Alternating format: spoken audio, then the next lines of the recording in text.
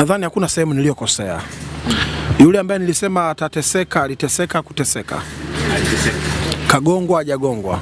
Amegongwa. Hajadhalilishwa kadhalilishwa. Kadhalilishwa. Ni kawaida yake kupata mateso aliyoyapata msimu huu? Hapana, sio kawaida. Okay, kwa hiyo sawa. Na huyo mmoja ambaye nilisema ataenda kwa tabu mno, kwa jasho na damu, ni kweli ameteseka huyo ambaye nilisema ataenda, hajateseka? Ni kweli kateseka. Lakini nilitoa maangalizo.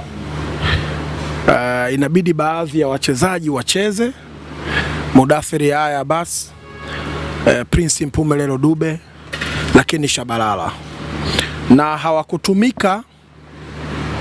hawakutumika katika michezo mitatu kwa pamoja hivi.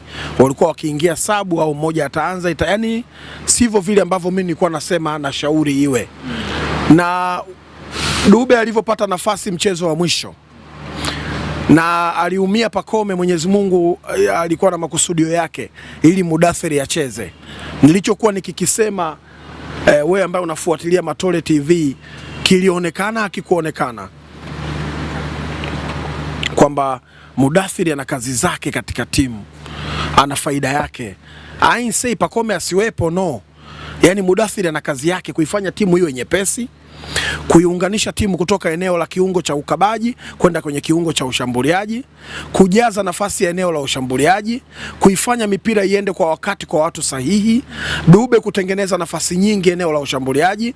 Yani Dube utasema mbona afungi, anakosa magoli? Asipokuwepo hizo nafasi za kukosa magoli unaziona.